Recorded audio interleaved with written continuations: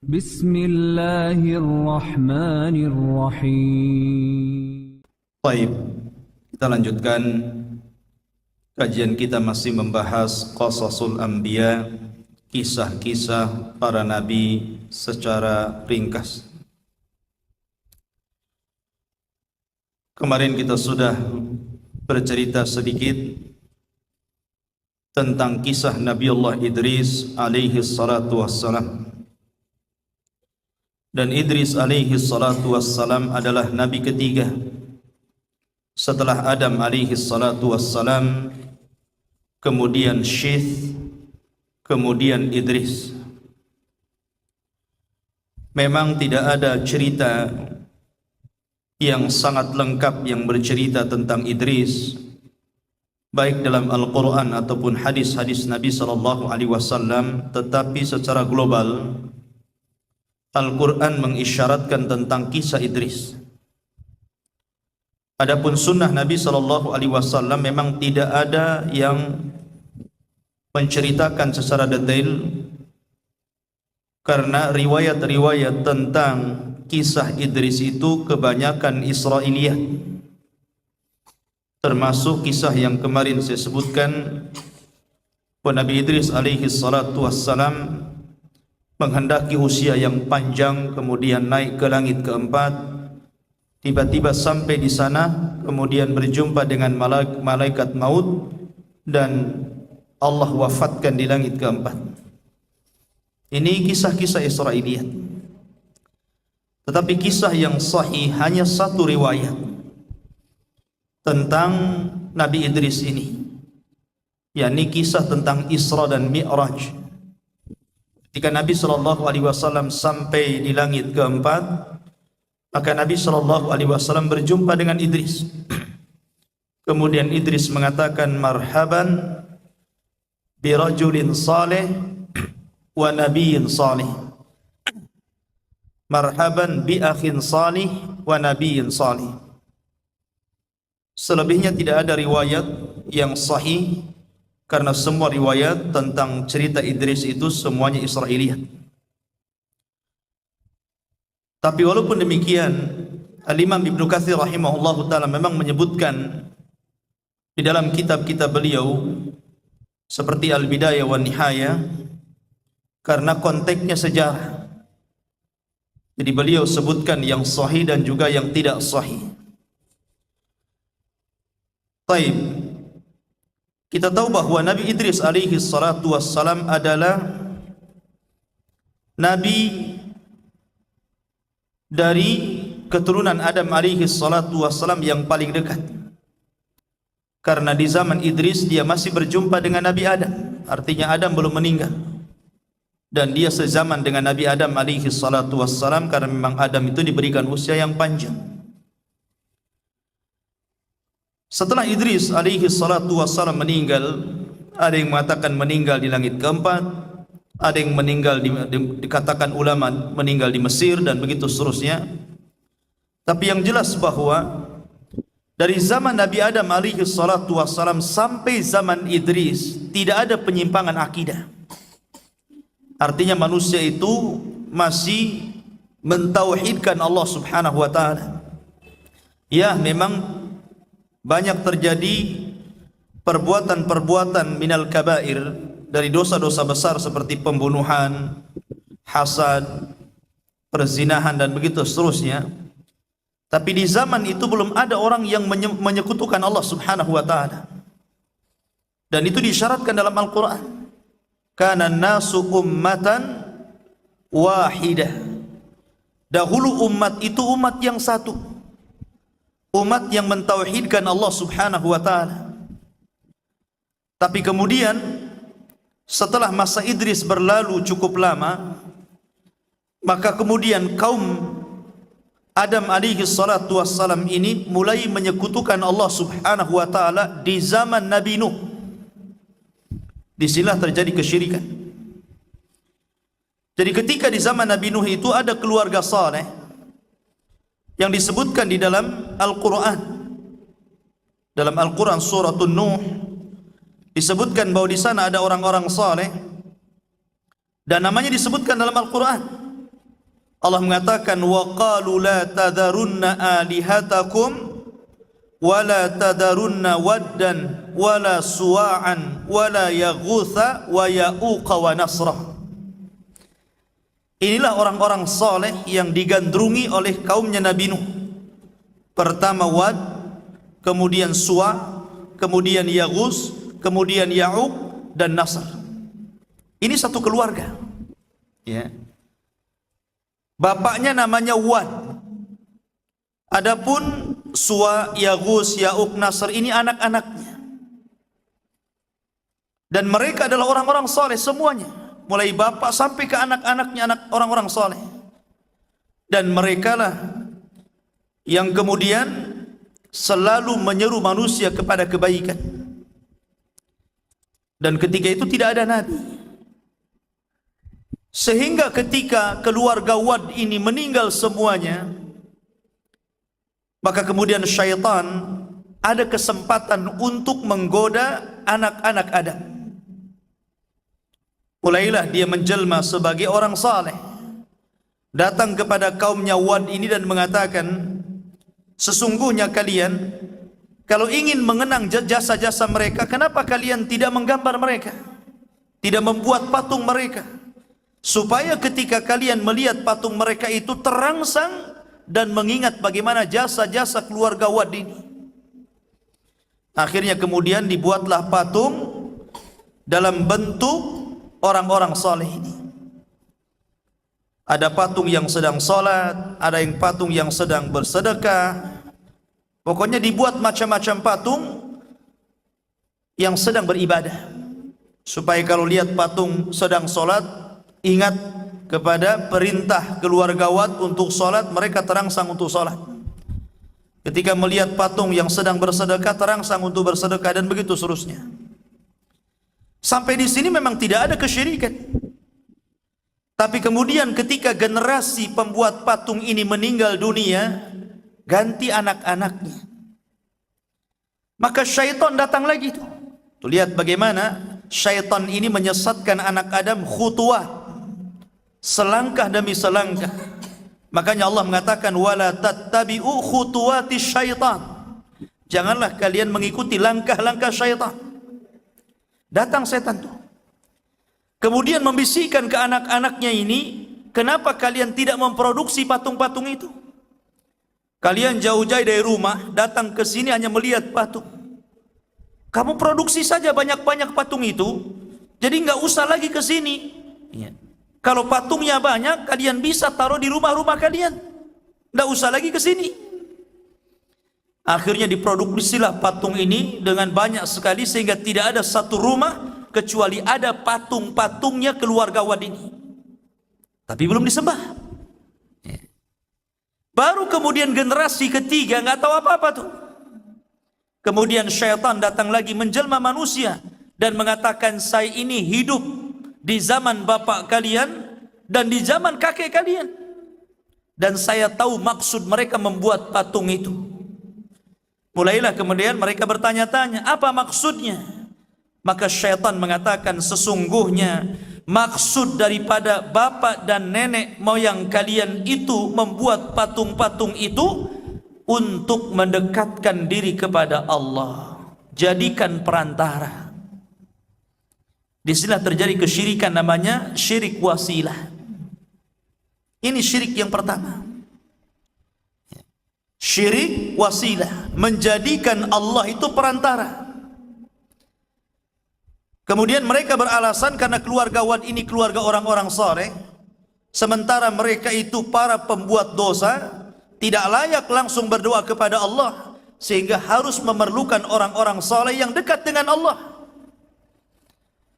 Mulailah mereka menyerupakan Allah dengan makhluk, namanya tasbihul khaliq bil makhluk, menyerupakan Allah dengan makhluk.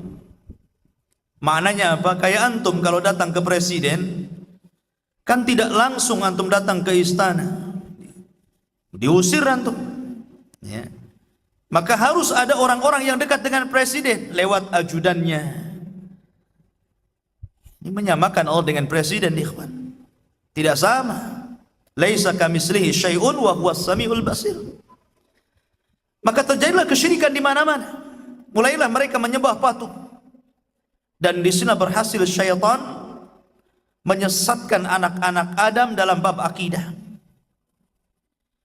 Lah ketika kemudian manusia mulai menyimpang akidah mereka, maka Allah Subhanahu wa taala mengutus seorang rasul yang namanya diabadikan dalam Al-Qur'an, bahkan dijadikan satu nama dalam Al-Qur'an, Suratun Nuh.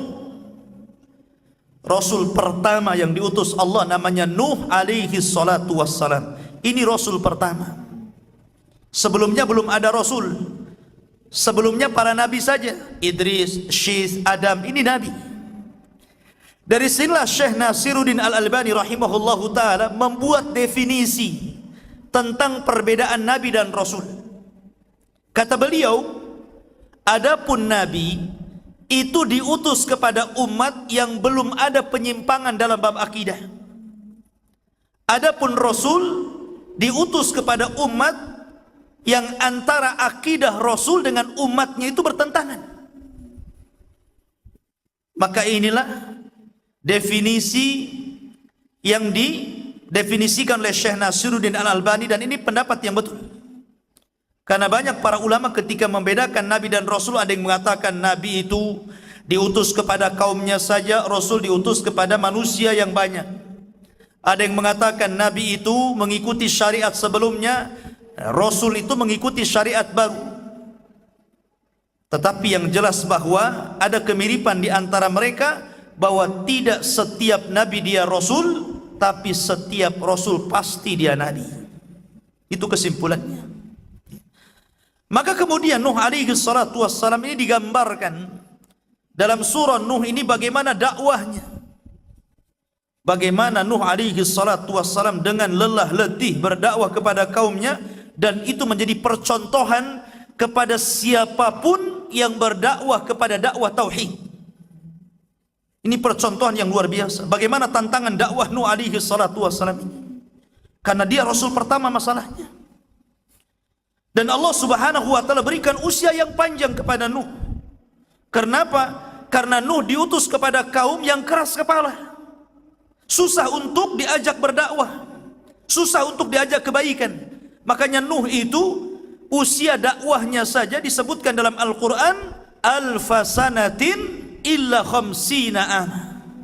1000 tahun dikulangi 50 tahun, artinya 950 tahun. Itu usia dakwahnya. Adapun usianya sendiri, ada yang mengatakan 1780 tahun, ada yang mengatakan 1500 tahun, ada yang mengatakan 1400 tahun. Dan inilah pendapat yang kuat wallahu alam, bahwa Nuh memiliki usia 1400 tahun. Panjang sendiri usianya karena dia hidup di beberapa generasi. Ya. Lah Nuh alaihi salatu wassalam digambarkan dalam surah Nuh. Qala rabbi inni da'autu qaumi lailan wa nahara. Ya Rabb, aku sudah mendakwai kaumku siang malam. Bayangkan, ada orang berdakwah siang malam? Enggak ada. Ya. Tidak ada orang yang berdakwah siang malam itu. Tapi Nuh alaihi salatu wassalam karena ingin memberikan hidayah kepada umatnya, supaya dia menjadi perantara orang lain mendapatkan hidayah Allah, siang malam dia berdakwah. Tapi apa yang terjadi? Falam yazidhum du'ai illa firara. Setiap aku seru mereka, lari mereka. Lebih parah lagi, wa inni kullama da'autuhum litaghfira lahum ja'alu asabi'ahum fi adhanihim wastaghshaw thiyabahum wa asarru wastakbaru istikbara. Dan semakin aku dakwai kepada mereka. Jadi Nuh ini kalau berdakwah, pokoknya lewat kaumnya, dia berdakwah, mengajak manusia ke jalan Allah. Apa yang mereka lakukan?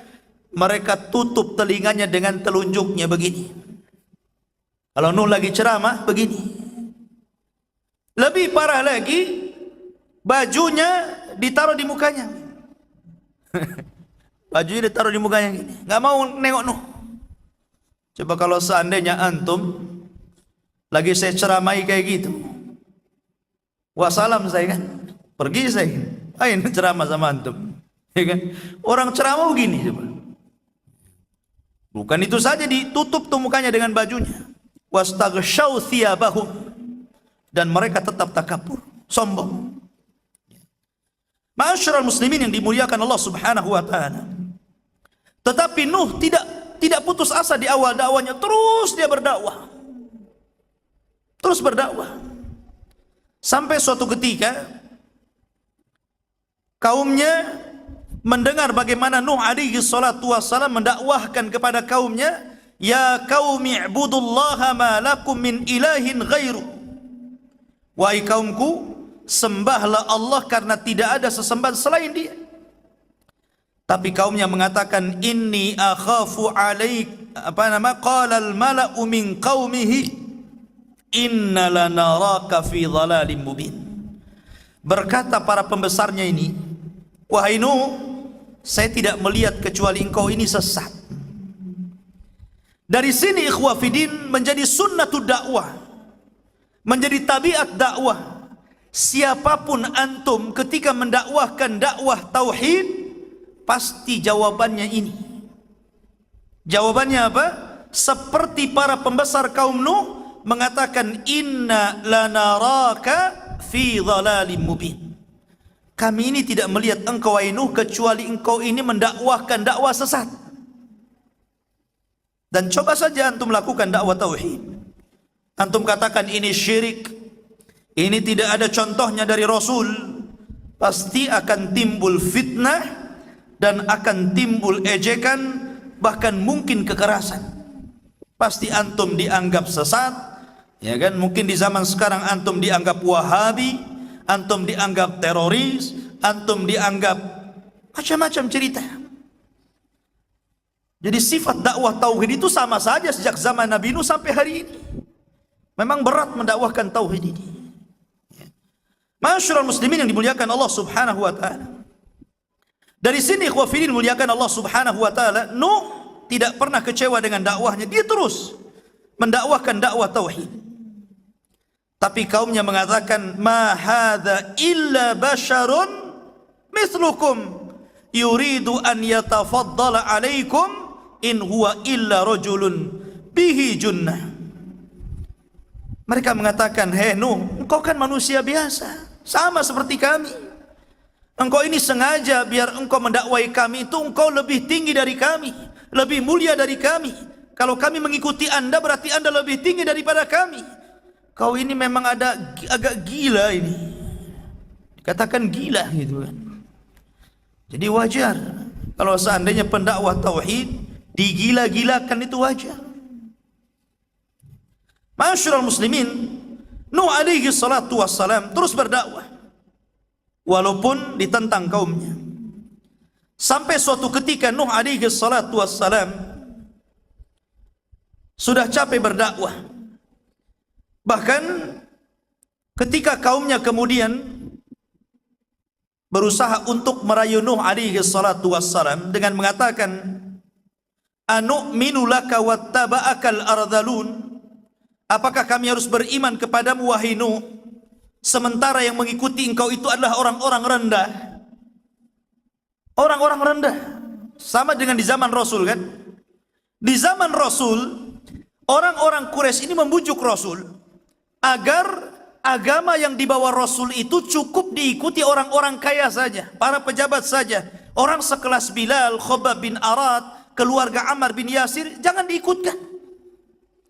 Tapi Allah Subhanahu wa taala menegur Rasul dengan mengatakan, wasbir ma'alladzina yad'una rabbahum bil ghadati wal ashi yuriduna wajhah wala ta'du ainaika anhum turidu zinatal hayatid dunya. Sabarlah engkau wahai Muhammad bersama orang-orang yang jelas-jelas menyembah Allah siang dan malam. Jangan kau berpaling dari mereka. Karena orang-orang ini berakal, walaupun mereka dianggap rendah oleh orang-orang ini, tapi mereka lebih berakal, tahu mana kebenaran dan mana kesesatan. Tapi orang-orang yang menganggap dirinya orang-orang yang mulia, mereka tidak berakal karena tidak paham mana sesat, mana kebenaran. Ma'asyiral muslimin yang dimuliakan Allah Subhanahu wa taala, Nuh alaihi salatu wasallam terus seperti itu sampai akhirnya Nuh tidak sabar. Sehingga Nuh alaihi salatu wassalam berdoa kepada Allah subhanahu wa ta'ala, Rabbi inni maghlubun fantasir. Rabb, kaumku sudah mulai melampaui batas. Aku sudah hampir dikalahkan. Tolonglah aku. Dari sini kemudian Nuh alaihi salatu wassalam diberikan waktu oleh Allah subhanahu wa ta'ala. Dalam riwayat Israiliyat ada yang mengatakan 240 tahun. Untuk menanam pohon, kemudian menyerutnya dan menjadikan kapal. Jadi 100 tahun nanam pohon, 100 tahun menebang dan menyerutnya, 40 tahun membuat kapalnya. Jadi dari biji itu buat kapal itu, ya, disiramin sampai 100 tahun udah pohonnya udah gede, ditebang, diserutin sampai 100 tahun baru dirancang sebuah kapal 3 tingkat. Ya, 3 tingkat. Karena tingkat yang paling bawah khusus binatang-binatang yang ganas. Binatang-binatang harimau gitu kan. Tentu harimau zaman dulu kan besar ya. Karena orangnya juga tinggi-tinggi. Kalau harimaunya sekecil ini dianggap kucing. Ya kan? Orangnya gede-gede, harimaunya segede gini. Yang sekarang kita lihat ya nggak takut sama harimau. Mungkin dimain-mainin kayak kucingnya. Ya harimaunya juga gede lah ya.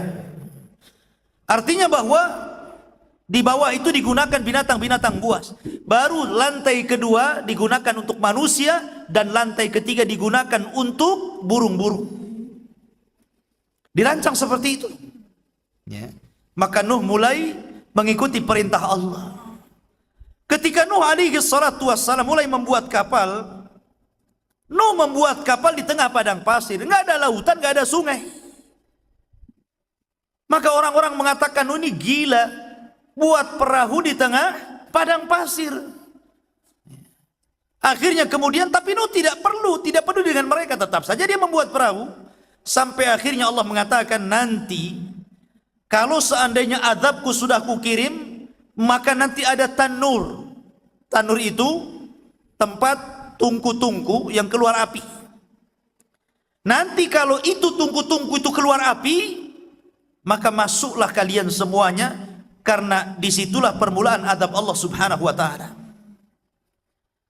Makanya kemudian Allah subhanahu wa ta'ala memerintahkan Nuh alaihi salatu wassalam untuk membawa binatang-binatang berpasang-pasangan. Seperti umpamanya kambing berpasang-pasangan, unta pasang-pasangan. Pokoknya binatang-binatang disuruh untuk memasukkan berpasang-pasangan. Supaya ada generasi. Lah ketika Nuh alaihi salatu wassalam memulai kemudian dimasukkan ke dalam kapal, dan pengikut Nabi Nuh tidak banyak. Ada yang mengatakan 20 orang, ada yang mengatakan 40 orang, dan yang paling banyak pendapat 80 orang.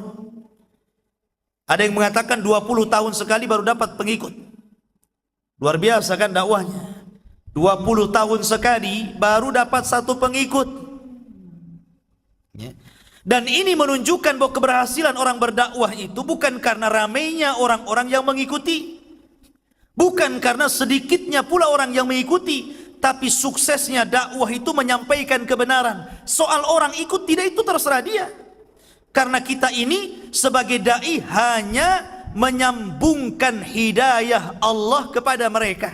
Kita ini wasilah yang mengantarkan hidayah Allah kepada orang yang kita dakwahi. Karena kita tidak memiliki hidayah, sehingga tidak banyak.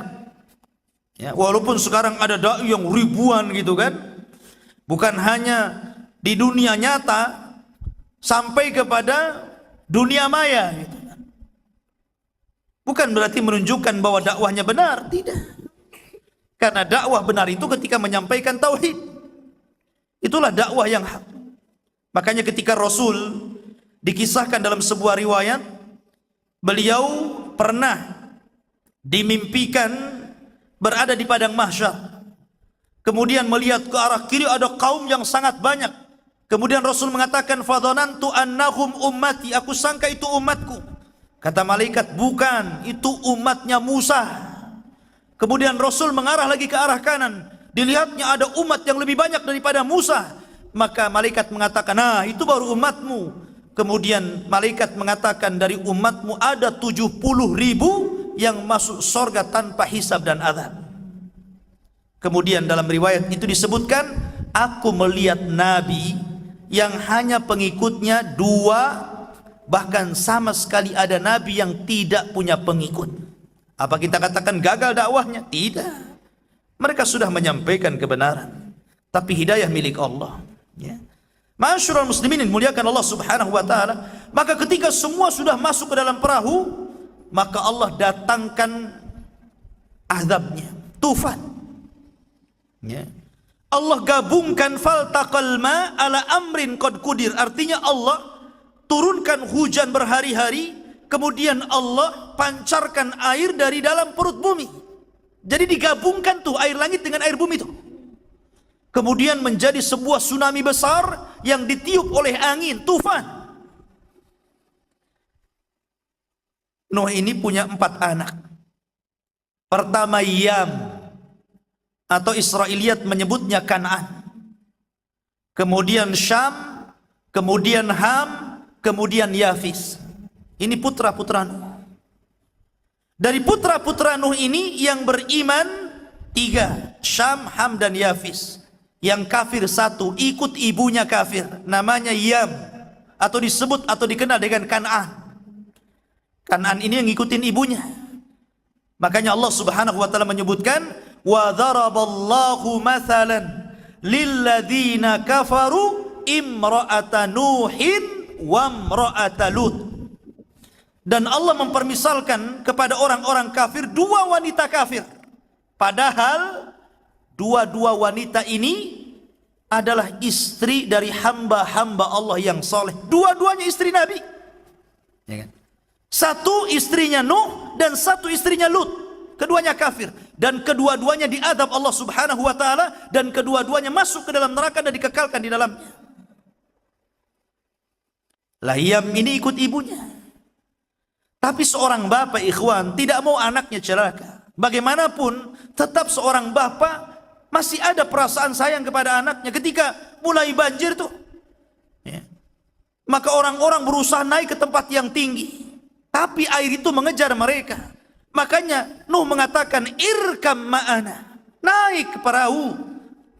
Tapi Yam nggak mau, tetap dia mengatakan, sa'awi ilal jabal. Oh enggak, saya akan naik ke atas bukit katanya. Air ini tidak akan menyentuh saya. Dan Nuh alaihi salatu wassalam, ini adab tidak ada yang menyelamatkan siapapun. Tapi ketika kemudian Allah Subhanahu wa taala mengatakan, innahum laisa min ahlik, innahu laisa min ahlik, dia bukan keluargamu lagi wahai Nuh, sudah berangkat saja. Akhirnya kemudian ditinggalkan keluarganya. Ya. Maka ketika kemudian betul-betul adab Allah itu datang, maka tidak ada manusia yang hidup, anak-anak, laki-laki, perempuan, orang tua, semuanya mati. Semua binatang mati, semua manusia mati. Tidak ada yang hidup satupun, kecuali orang-orang yang di perahunya Nabi Nuh. Makanya Nabi SAW sering mengistilahkan as-sunnatu kasafinatin Nuh. Sunnah itu seperti kapalnya Nabi Nuh. Kalau anda ingin selamat, ikut sunnah sebagaimana orang-orang ikut kapalnya Nabi Nuh. Tapi kalau anda ingin sesat, tinggalkan sunnah. Ya, sebagaimana kaum Nuh tersesat dan diazab Allah karena tidak naik ke perahunya. Dari sini ikhwafidin muliakan Allah Subhanahu wa taala, hikmah yang sangat besar. Nuh alaihi salatu wassalam dengan gelombang yang sangat besar. Harusnya Nuh juga tenggelam loh. Coba bayangkan, ini kapal-kapal kecil, penumpangnya tidak banyak, sementara azab Allah besar. Ya kan, gelombang yang sangat besar. Ini air sampai gunung. Coba antum bayangkan, mana gunung yang paling tinggi? Anggaplah Himalaya sana. Itu air sampai di atas gunung. Sementara perahu kecil, secara logika harusnya perahu itu juga tumbang kan gitu dengan ombak yang sangat besar. Tapi Allah Subhanahu wa taala yang membuat banjir dan gelombang, dan Allah pula yang memerintahkan Nuh untuk membuat perahu dan naik di atas perahu, sehingga semua skenario Allah Subhanahu wa taala. Maka Nuh alaihi salatu wasallam berdoa dalam kapal itu agar diselamatkan.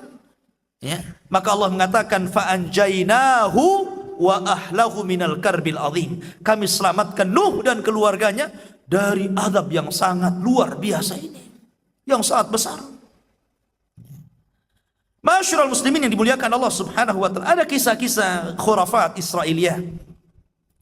Tapi terkadang perlu diceritakan juga, biar kalau ada seorang dai menceritakan kisah ini, oh antum tahu ini khurafat.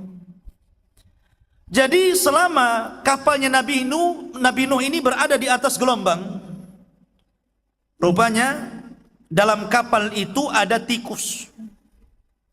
Tikus ini disebutkan dalam hadis Rasul apa? Fawasik, kan? Binatang termasuk fawasik, binatang yang fasik karena suka mencuri.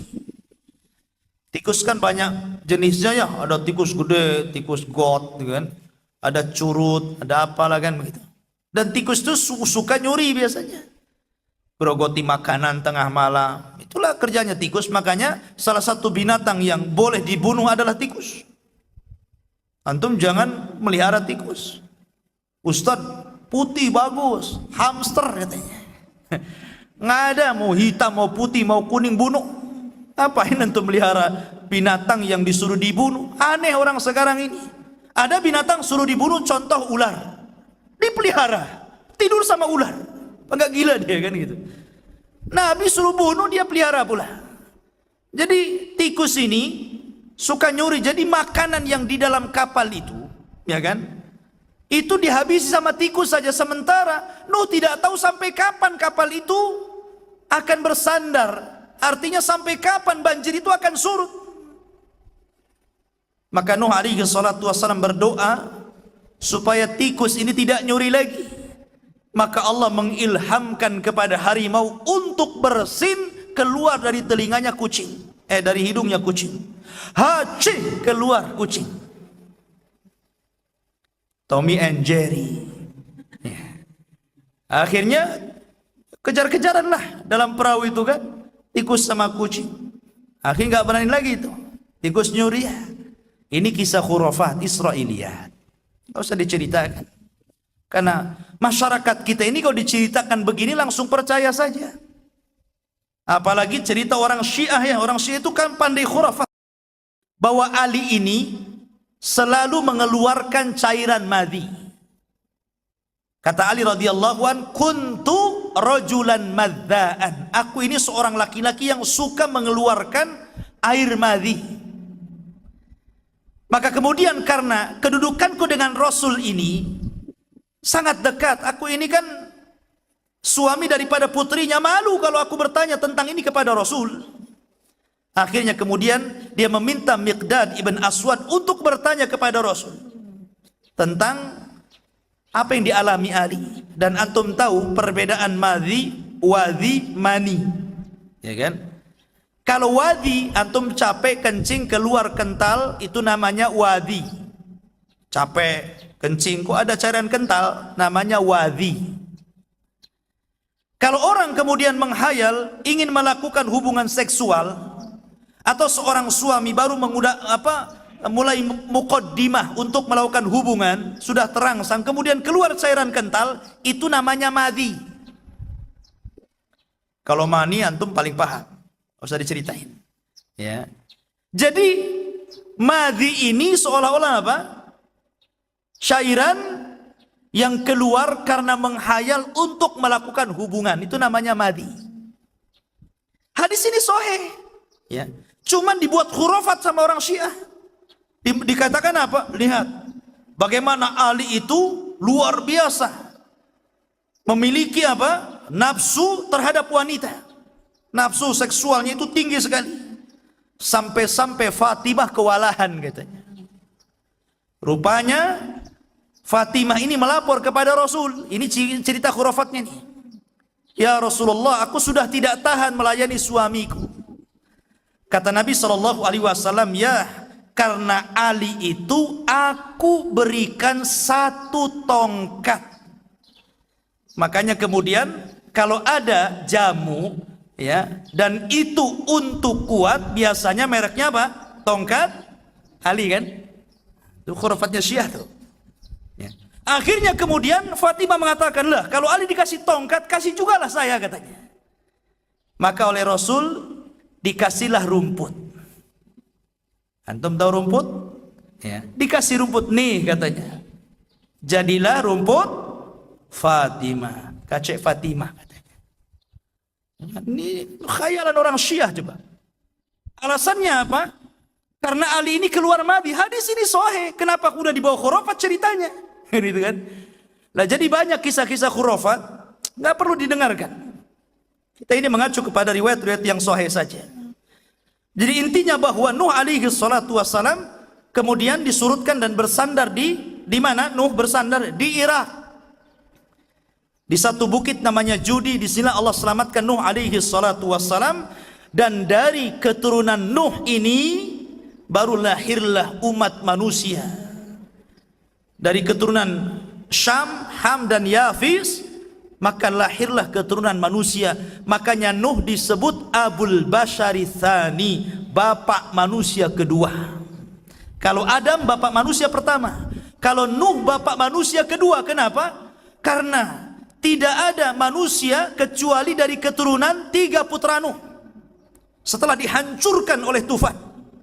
Syam, Ham dan Yafis. Adapun Syam memang keturunannya Allah utamakan.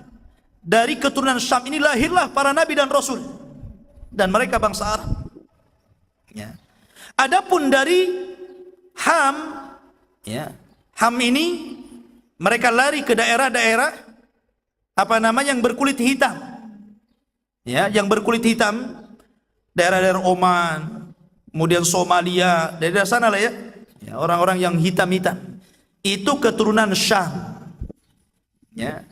Keturunan Ham. Syam ini keturunannya para nabi, orang-orang Arab. Ya. Kemudian Ham ini keturunannya orang-orang yang berkulit hitam. Lah Yafis ini itu keturunannya kita-kita ini. Yafis ini. Jadi bentuknya seperti kita ini. Cuman ada dari keturunan Yafis itu yang semuanya menjadi penduduk neraka.